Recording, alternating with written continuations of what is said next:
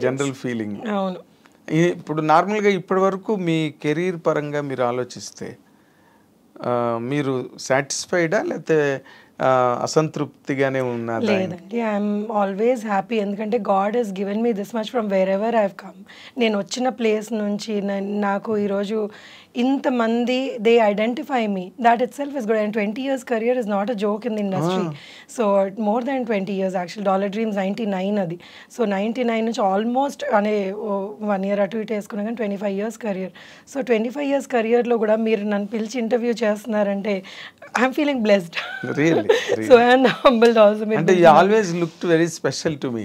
అంటే మీరు నార్మల్‌గా ఊరికే మీడియా కనిపించగానే ఇంటర్వ్యూలు ఇచ్చేయడం, ఏదో చిట్ చాట్ మాట్లాడి ఒక కంటెంట్ ఇవ్వడం అలాగే ఎప్పుడు చేయలేదు మీరు? లేదండి. I don't believe in that. నాకేంటంటే మనం ఏం మాట్లాడుతున్నామో షుడ్ మేక్ సెన్స్ అని అనిపించేది. నేను సెన్స్ మాట్లాడలేనప్పుడు నాకు ఇంటర్వ్యూ ఇవ్వాలనిపించేది కాదు. సో అంటే see one more thing is I'm a very closed person. నేను నా వరకు నేను ఉండడం నాకు ఇష్టం అనమాట. I don't like making myself so public. నేను అక్కడికి వెళ్ళాను ఇక్కడికి వెళ్ళాను అంటే నాకు చేత కాదు అది. It's nice when I see somebody I really enjoy. ఓ వీళ్ళు ఇక్కడికి వెళ్ళారా అని. బట్ నాకు సొంతంగా నేను అది ఇప్పుడు ఇన్స్టాగ్రామ్ రీసెంట్గా మొదలు పెట్టాను. అది 1.5 year ఎంతో అయింది. సో అందులో ఏం పోస్ట్ చేయాలన్నా కానీ కొంచెం చేయాలా ఏమనుకుంటాను నేను ఎందుకు ఇక్కడ తింటున్నాను. But Instagram is meant for that. అవును. వాళ్ళ గుడికి వెళ్తే పెట్టేస్తారు, హోటల్కి వెళ్తే పెట్టేస్తారు. సో అంటే ఇట్స్ లైక్ వాళ్ళంతా see public figures definitely people want to know what they are doing and you know it's nice. Public figures కాదు, ఇలా పెట్టి చాలా మంది పాపులర్ అయిన ఫిగర్స్ ఉన్నారు. అవును. సో దట్స్ ఆల్సో గుడ్ కదా.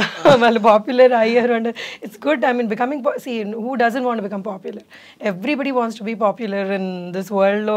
నువ్వు పాపులర్ నేను అంటే ఒకళ్ళు దాన్ని చూసానులేండి who don't want be popular in life. కానీ అంటే ఎక్సెప్షనల్ కేసెస్ ఆఫ్ కోర్స్.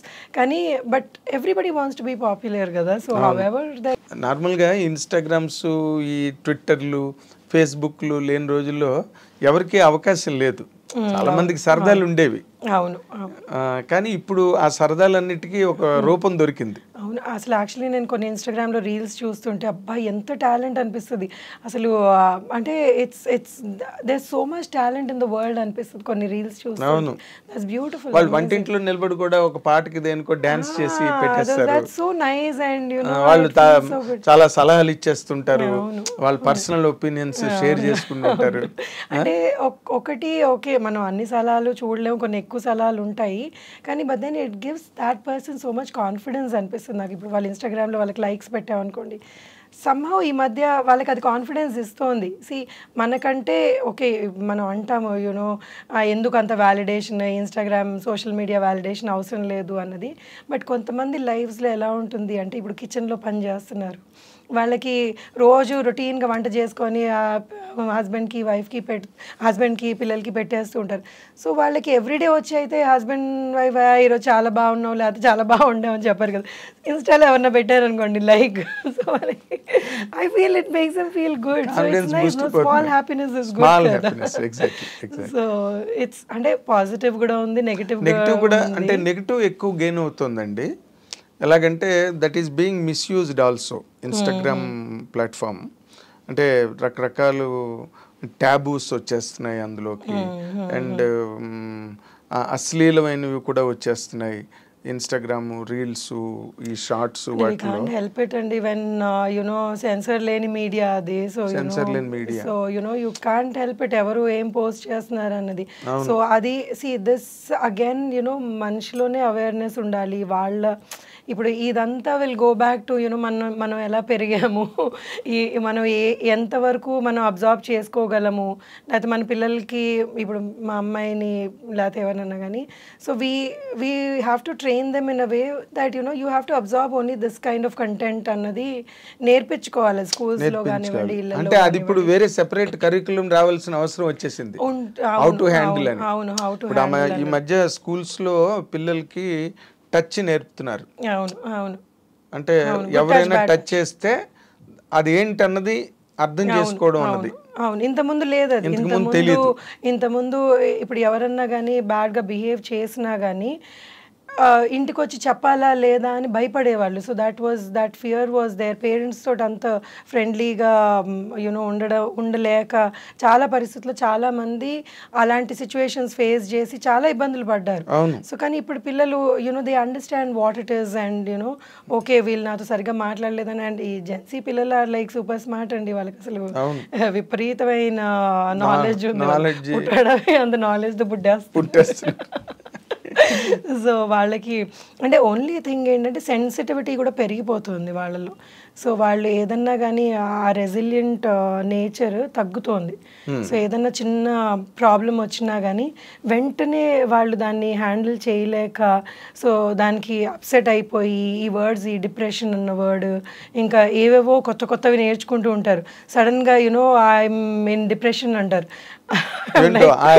ఆ ఏజ్కి what you mean? I mean you're in depression అంటే there are genuine cases where people go through that the thing, depression కానివ్వండి ఏదైనా కానీ.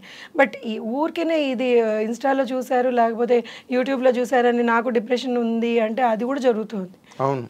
I've seen people who don't even, it's not even a problem, but they kind of magnify that in their minds and then దాన్ని మనం solve చేసుకోవాలి అని అనుకుంటా నాకు problem ఉంది అని అక్కడ కూర్చుంటారు అంతే.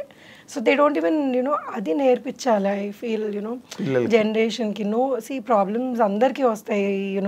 రాని హ్యూమన్ మమ్మ అంటది మానవ జనమే problems.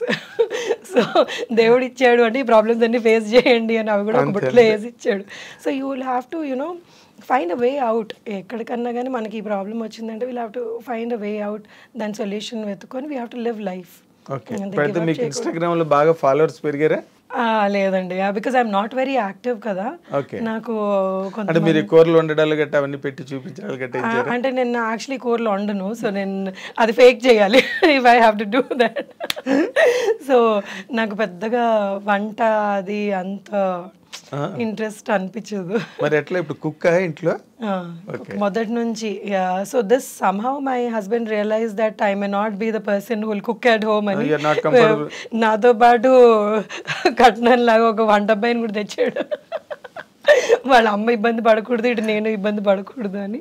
So he ensured that there somebody who is helping both of us. లేదా దానికి గొడవలు అయ్యేవేమో.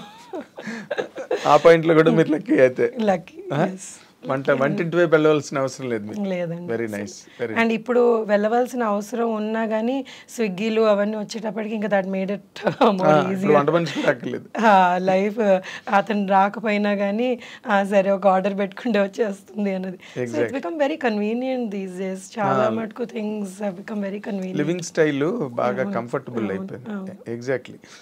అంటే ఇప్పుడు ఈ రన్లో ఇప్పుడు మళ్ళీ మీరు క్యారెక్టర్స్ చేయడం మళ్ళీ స్టార్ట్ చేసిన తర్వాత how is the reception from the industry అండి?